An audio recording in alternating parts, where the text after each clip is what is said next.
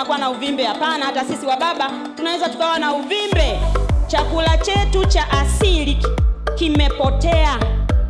Lakini sasa nilikuwa nakosa confidence ya kusimama mbele za watu, nakosa confidence ya kuongea na mtu yoyote yule. Yote hii ni kwa sababu usoni sikuwa sawa.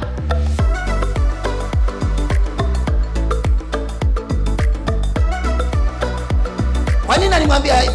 Alikuwa najua ya kwamba saa ya kuweza kujenga mwili ni chakula. Chochote ambacho nakifanya kinakurudishia pesa, ili ni biashara.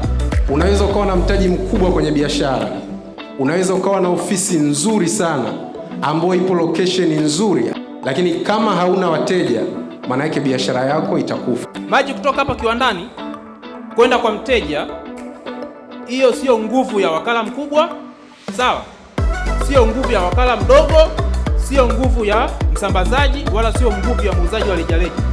Hiyo ni nguvu ya kiwanda chenyewe.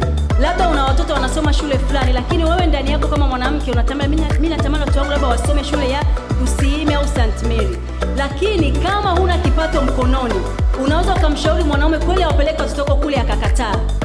Watanzania wengi wanaishi bila ndoto na wakiamini kwamba wana ndoto, na hicho ndicho kinatufanya tuendelee kuwa hali ya chini sana. Kuna utofauti kati ya ndoto na maono. Ni ngumu sana kutimiza maono yako kama hujaanza kutimiza ndoto zako.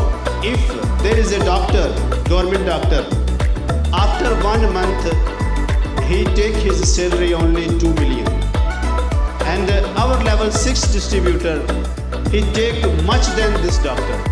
If you join today Iter International and you will work hard, after 1 year if they work hard, you will see their life will be changed.